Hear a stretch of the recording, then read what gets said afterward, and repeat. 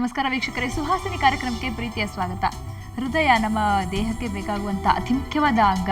ಹೃದಯ ಅಂತಂದಾಗ ಹೃದಯ ಕಾಯಿಲೆಗಳನ್ನು ನೋಡಬೇಕಾದ್ರೆ ಹುಟ್ಟಾನೇ ಬರುವಂಥ ಹೃದಯ ಕಾಯಿಲೆಗಳನ್ನು ನಾವು ಗಮನಿಸಬೇಕಾಗುತ್ತೆ. ಮಕ್ಕಳಲ್ಲಿ ಕಾಣಿಸ್ಕೊಳ್ಳುವಂಥ ನವಜಾತ ಶಿಶುಗಳಲ್ಲೇ ಕಂಡುಬರುವಂಥ ಹೃದಯ ಕಾಯಿಲೆಗಳು ಮುಂದೆ ಏನಾಗಬಹುದು ಅಪಾಯ, ಇದಕ್ಕೇನೆಲ್ಲ ಚಿಕಿತ್ಸೆ ತಿಳ್ಕೊಳ್ಳೋಣ ಇವತ್ತಿನ ಸುಹಾಸಿನಿಯಲ್ಲಿ.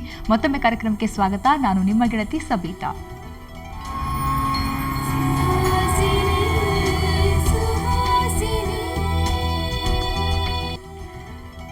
ಹುಟ್ಟಾನೆ ಕಾಣಿಸಿಕೊಳ್ಳುವಂತಹ ಹೃದಯಗಳ ಕಾಯಿಲೆಗಳ ಬಗ್ಗೆ ಮಾತಾಡೋದಕ್ಕೆ ನಮ್ಮ ಜೊತೆ ಖ್ಯಾತ ಮಕ್ಕಳ ಹೃದ್ರೋಗ ತಜ್ಞರಾದಂತಹ ಡಾಕ್ಟರ್ ಶ್ರೀಕಾಂತ್ ರಾಘವನ್ ಅವರು. ಸೊ ಅವ್ರಿಗೆ ಕಾರ್ಯಕ್ರಮಕ್ಕೆ ಸ್ವಾಗತ ಕೋರ್ತಾ ಇರ್ತಾನೆ. ಸುಹಾಸಿನಿ ಶುರು ಮಾಡ್ತಾ ಇದ್ದೀನಿ sir. Welcome to the show. ನಮಸ್ಕಾರ.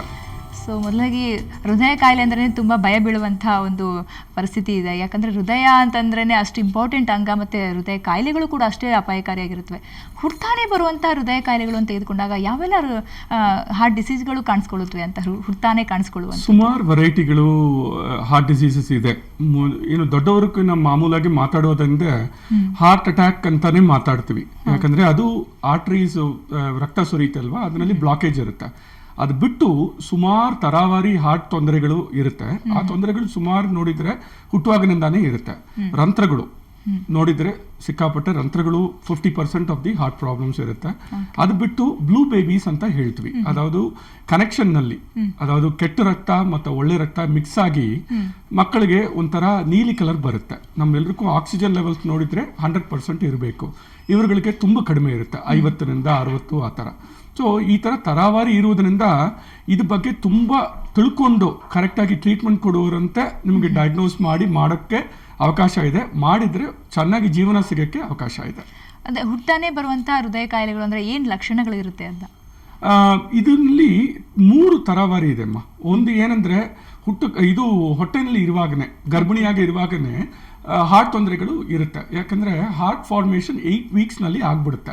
8 ವಾರ ನಿಮಗೆ ಗರ್ಭಿಣಿ ಅಂತಾನೆ ಗೊತ್ತಾಗೋದಿಲ್ಲ, ಅದಕ್ಕೆ ಮುಂಚೆನೆ ಹಾರ್ಟ್ ಫಾರ್ಮೇಶನ್ ಆಗ್ಬಿಡುತ್ತೆ. ಅದು ಆಗಿದ್ಮೇಲೆ ಏನಾಗುತ್ತೆ, ಕೆಲವೊಂದು ತೊಂದರೆಗಳನ್ನ ಆವಾಗಲೇ ನಾವು ತಿಳ್ಕೊಳ್ಳೋಕೆ ಅವಕಾಶ ಇದೆ. ಹೇಗೆ, suppose you have a family history, ಅದಾவது ಬೇರೆ ಮಕ್ಕಳಿಗೆ ಮುಂಚೆ ಹುಟ್ಟಿರೋದು ಮಕ್ಕಳಿಗೆ ತೊಂದರೆ ಇತ್ತು ಅಂತ ಆ ಥರ ಗರ್ಭಿಣಿಗಳಿಗೆ ತುಂಬ ಹುಷಾರಾಗಿ ಅದನ್ನ ಸ್ಪೆಸಿಫಿಕ್ ಆಗಿ ನೋಡಬೇಕು. ಇಲ್ಲಾಂದ್ರೆ ನಿಮಗೆ ಡಯಾಬಿಟೀಸ್ ಇರುತ್ತೆ, ಸಕ್ಕರೆ ಕಾಯಿಲೆ ಇರುತ್ತೆ, ಆ ಥರ ಇರುವುದು ಗರ್ಭಿಣಿಗಳಿಗೆ ಆವಾಗಲೇ ನಾವು ಮಾಡಿದ್ರೆ ಸ್ಪೆಷಲ್ ಟೆಕ್ನಾಲಜಿ ಇದೆ, ಅದು ಫೀಟಲ್ ಎಕೋಕಾರ್ಡಿಯೋಗ್ರಾಮ್ ಅಂತ ಹೇಳ್ತೀವಿ. ಅದು ಮಾಡಿದ್ರೆ ಗೊತ್ತಾಗ್ಬಿಡುತ್ತೆ. ಅದು ಬಿಟ್ಟು ಮಕ್ಕಳು ಹುಟ್ಟಿದ ಮೇಲೆ ತರಾವರಿ ತೊಂದರೆಗಳು ಶುರು ಆಗುತ್ತೆ. ಕೆಲವರಿಗೆ ಬ್ಲೂ ಬೇಬೀಸ್ ಅಂದ್ರೆ ಹೇಳಿದ್ರೆ ಅದು ನೀಲಿ ಕಲರ್ ಆಗೋದು ಹುಟ್ಟಕ್ಕೆ ಇಮಿಡಿಯೇಟ್ಲಿ ಆಫ್ಟರ್ ಬರ್ತ್ ಆಗ್ಬಿಡುತ್ತೆ. ಅದು ನೀವು ನೋಡಿದ್ರೆ ಗೊತ್ತಾಗುತ್ತೆ. ಕೆಲ ಸಮಯ ಏನಾಗುತ್ತೆ, ನರ್ಸರಿನಲ್ಲಿ ಮಕ್ಕಳು ಹುಟ್ಟಿದ ಮೇಲೆ ಸಂತೋಷ ಟೈಮ್ ಅದು, ಕೆಲವರಿಗೆ ಏನಾಗುತ್ತೆ ಆವಾಗಲೇ ಗೊತ್ತಾಗುತ್ತೆ. ಅದು ತುಂಬಾ ಬೇಜಾರಾಗ್ಬಿಡುತ್ತೆ. ಬಟ್ ಆದ್ರೂ ಈ ತರ ವಿಷಯಗಳಿಗೆ, ಲಕ್ಷಣಗಳಿಗೆ ನಾವು ನೋಡ್ಕೊಂಡು ಕರೆಕ್ಟ್ ಆಗಿ ಟ್ರೀಟ್ಮೆಂಟ್ ತಗೊಂಡಿದ್ರೆ ಮುಂದಕ್ಕೆ ಚೆನ್ನಾಗಿ ಜೀವನ ಬೆಳೆಯಕ್ಕೆ ಅವಕಾಶ ಇದೆ. ಸೊ ದೊಡ್ಡವರಿಗೆ ಲಕ್ಷಣಗಳು ಬೇರೆ ತರ ಇರುತ್ತೆ. ಹೌದು. ಈ ಮಕ್ಕಳಲ್ಲಿ ನವಜಾತ ಶಿಶು ಅದ ನ್ಯೂಬೋರ್ನ್ ಬೇಬಿಯಲ್ಲಿ ಹಾರ್ಟ್ ಡಿಸೀಸ್ ಅಂದ್ರೆ ತುಂಬಾನೇ ಇದು ಅವಾಗಲೇ ಗೊತ್ತಾಗುತ್ತಾ ಅಂತ, ಆ ಮಕ್ಕಳಲ್ಲಿ ಇದೆ ಕಾಯಿಲೆ ಅಂತ ಕರೆಕ್ಟ್ ಆಗಿ ಗೊತ್ತಾಗುತ್ತೆ ಎಲ್ಲ? ಹೌದು, ನಾನು ಹೇಳೋದಂಗೆ by the time you are 20 weeks, ಅದಾವುದು 5 ತಿಂಗಳು ಹೊಟ್ಟೆನಲ್ಲಿ ಇರುವಾಗನೇ ನಾವು ಡಯಾಗ್ನೋಸ್ ಮಾಡೋಕ್ಕೆ ಅವಕಾಶ ತುಂಬಾ ಇದೆ. ಅದು ಫೀಟಲ್ ಎಕೋಕಾರ್ಡಿಯೋಗ್ರಫಿ ಅಂತ ಹೇಳ್ತೀವಿ. ಇದು ತುಂಬಾ ಸ್ಪೆಷಲೈಸ್ಡ್. ಇದನ್ನ ನೋಡಿ ಕರೆಕ್ಟ್ ಆಗಿ ಅಭ್ಯಾಸ ಮಾಡಿ ತಿಳ್ಕೊಂಡು ನಿಮಗೆ ಕರೆಕ್ಟ್ ಆಗಿ ಕೌನ್ಸಿಲಿಂಗ್ ಮಾಡಬೇಕಾಗತ್ತೆ. ತರಾವಾರಿ ಸ್ಥಿತಿನಲ್ಲಿ ಏನಾಗುತ್ತೆ, ಯಾರೋ ಒಬ್ರು ಹೇಳ್ಬಿಡ್ತಾರೆ ಹಾರ್ಟ್ ತೊಂದರೆ ಇದೆ ಒಳಗೆ ಅಂತ, ಅದಕ್ಕೆ ಮುಂದಕ್ಕೆ ಏನ್ ಮಾಡಬೇಕು, ಅದನ್ನ ಟ್ರೀಟ್ಮೆಂಟ್ ಕೊಡಕ್ಕೆ ಸಾಧ್ಯನಾ, ಆ ತರ ಟ್ರೀಟ್ಮೆಂಟ್ ಕೊಟ್ಟಿದ್ರೆ ಮಕ್ಕಳು ಚೆನ್ನಾಗಿ ಬೆಳೀತಾರ, ಅದೆಲ್ಲ ಯಾರು ಹೇಳೋದಿಲ್ಲ. ಅದರಿಂದ ಏನ್ ಮಾಡ್ತಾರೆ, ಹೋಗ್ಬಿಟ್ಟು ಟರ್ಮಿನೇಟ್ ಮಾಡ್ಬಿಡ್ತಾರೆ. ಸೊ ಅದು ಒಳ್ಳೇದಲ್ಲ. ಯಾಕಂದ್ರೆ ಸಿಕ್ಕಾಪಟ್ಟೆ ತೊಂದರೆ ಇರುವುದು ಕಾಯಿಗಳು ಇದೆ, ಸಿಲದು ತುಂಬಾ ಈಸಿ ಕಾಯಿಗಳು ಇದೆ. ಅದು ಹುಟ್ಟಿದ ಮೇಲೆ ಟ್ರೀಟ್ಮೆಂಟ್ ಕರೆಕ್ಟ್ ಆಗಿ ತಗೊಂಡಿದ್ರೆ ಚೆನ್ನಾಗಿ ಮಾಮೂಲಿ ಜೀವನ ಸಿಗಕ್ಕೆ ಅವಕಾಶ ಇದೆ. ಸೊ ಅದು ಮುಂಚೆ. ಆಮೇಲೆ ಅದು ಹುಟ್ಟಿದ ಮೇಲೆ you can actually identify it with several different test. ಆ ಟೆಸ್ಟ್ಗಳು ಮಾಡಿ ಕರೆಕ್ಟ್ ಆಗಿ, ಮೋಸ್ಟ್ ಕಾಮನ್ಲಿ ಏನಾಗುತ್ತೆ ಅಂದ್ರೆ ಡಾಕ್ಟರ್ಗಳು, ನಿಮ್ಮ ಪೀಡಿಯಾಟ್ರಿಷಿಯನ್, ಚಿಕ್ಕ ಮಕ್ಕಳ ಡಾಕ್ಟರ್ ಇರ್ತಾರಲ್ವಾ, ಅವರು ಸ್ಟೆಥೋಸ್ಕೋಪ್ ನಲ್ಲಿ ಮುಟ್ಟಿದ ತಕ್ಷಣ ಮರ್ಮರ್ ಅಂತ ಹೇಳ್ತೀವಿ, ಒಂದು ಸ್ಪೆಷಲ್ ಶಬ್ದ ಬರುತ್ತೆ. ಮಾಮೂಲಿ ಹಾರ್ಟ್ ಹೇಗಿರುತ್ತೆ ಅಂದ್ರೆ ಲಬ್ ಡಬ್ ಅಂತ ಒಂದೇ ಶಬ್ದ ಬರುತ್ತೆ. ಕೆಲವೊಂದು ಎಕ್ಸ್ಟ್ರಾ ಶಬ್ದ ಬರುವುದರಿಂದ ಅದನ್ನ ಮರ್ಮರ್ ಅಂತ ಹೇಳ್ಬಿಟ್ಟು ನಾವು ಅದನ್ನ ಮೂಲಕವಾಗಿ ನಿಮಗೆ ಹೃದಯ ಕಾಯಿಲೆ ಇದೆ ಅಂತ ತಿಳ್ಕೊಂಡು ಇನ್ನು ಫರ್ದರ್ ಡಯಾಗ್ನೋಸ್ಟಿಕ್ ಟೆಸ್ಟಿಂಗ್ಗೆ ಕಳಿಸ್ತೀವಿ. ಸೊ ಆ ತರ ಸ್ಥಿತಿನಲ್ಲಿ ನಾವು ತಿಳ್ಕೋಬಹುದು. ಸೊ ಈಗ ಗರ್ಭಿಣಿಯ ಇದ್ದಾಗಲೂ ಕೂಡ ಕಾಯಿಲೆ ಬರಬಹುದು ಅಂತ ಹೇಳಿದ್ರಿ, ನ್ಯೂಬೋರ್ನ್ ಬೇಬಿ ಹುಟ್ಟಿದ ಮೇಲೆ ಬರಬಹುದು. ಸೊ ಏನು ಪ್ರಾಬ್ಲಮ್ ಇರ್ಬೋದು ಸರ್ ಕಾಸಸ್ ಅಂತ ತಗೊಳ್ಳೋದಾದ್ರೆ? ಆದರೆ ಜೆನೆಟಿಕ್ ಆಗಿ ಏನಾದರೂ ಸಮಸ್ಯೆಗಳು ಬರೋದಿದೆಯಾ? ಹೌದು ಹೌದು, absolutely this is a genetic problem. But ಎಲ್ಲ ಜೆನೆಟಿಕ್ ಪ್ರಾಬ್ಲಮ್ ಈಗ ನಮ್ದು ಕ್ರೋಮೋಸೋಮಲ್ ಅನಾಲಿಸಿಸ್ ಮಾಡ್ತೀವಿ. ಬಟ್ ಕ್ರೋಮೋಸೋಮಲ್ ಅನಾಲಿಸಿಸ್ ಮಾಡಿದ್ರೆ ಜೆನೆಟಿಕ್ ಪ್ರಾಬ್ಲಮ್ ತಿಳ್ಕೊಳ್ಳೋಕೆ ಅವಕಾಶ ಇರಲ್ಲ. ಸ್ಪೆಸಿಫಿಕ್ ಆಗಿ ಇದ್ರ ಬಗ್ಗೆ ಗೊತ್ತಿರುವವರು ಮಾತ್ರ ಅದು ಏನು ಟೆಸ್ಟ್ ಮಾಡಬೇಕು, ಏನು ತರ ಜೆನೆಟಿಕ್ ಟೆಸ್ಟಿಂಗ್ ಮಾಡಬೇಕು ಅಂತ ತಿಳ್ಕೊಂಡು ನಾವು ಕಳಿಸ್ಬೇಕು ರಕ್ತ ಪರೀಕ್ಷೆ. ಆ ತರ ಮಾಡಿದ್ರೆ ಮಾತ್ರ ನಮಗೆ ಆ ಇನ್ಫಾರ್ಮೇಶನ್ ಸಿಗುತ್ತೆ. ಬಟ್ ತರಾವಾರಿ ಹೃದಯ ತೊಂದರೆಗಳಿಗೆ ಜೆನೆಟಿಕ್ ಟೆಸ್ಟಿಂಗ್ ಇನ್ನೂ ಬಂದಿಲ್ಲ. ಸೊ ಒಂದು 5 to 10% we can identify the genetic cos.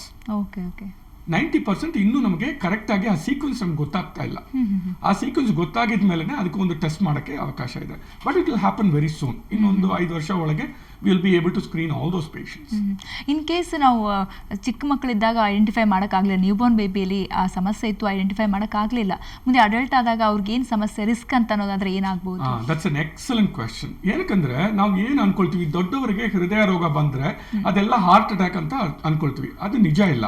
Because ಹೃದಯನಲ್ಲಿ apart from the blood vessels, that is the coronary arteries which produces the heart attack, ವ್ಯಾಲ್ವ್ಗಳಿರುತ್ತೆ. ತರಾವಾರಿ ಸಮಸ್ಯೆಗಳು when you are older, rheumatic heart fever, rheumatic heart disease ಅಂತ ಹೇಳ್ತೀವಿ, ಅದೆಲ್ಲ ನೋಡಿದ್ರೆ valve affect ಆಗುತ್ತೆ. ಕೆಲವರಿಗೆ ಏನಾಗುತ್ತೆ, ಹೃದಯ ಇದು ಒಳಗೆ ಇರುವಾಗನೇ ಹುಟ್ಟುವಾಗಿನಿಂದಾನೆ ರಂಧ್ರಗಳು ಇರುತ್ತೆ.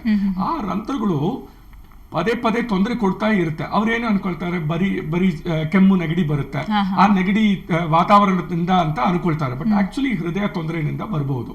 ಸೊ ಅದನ್ನ ಮಿಸ್ ಮಾಡಿ ಏನಾಗುತ್ತೆ, ಇದೇನು ಮಕ್ಕಳಿಗೆಲ್ಲ ಬರುತ್ತೆ ಅದನ್ನ ಬಿಟ್ಬಿಡೋಣ ಅಂತ ಅವ್ರು ದೊಡ್ಡವರಾಗಿದ್ಮೇಲೆ ಈ ಸಮಸ್ಯೆಗಳು ಲಕ್ಷಣಗಳು ಶುರು ಆಗುತ್ತೆ. ಬಟ್ ಆವಾಗ ತೊಂದರೆ ತುಂಬಾ ಜಾಸ್ತಿ ಆಗ್ಬಿಡುತ್ತೆ.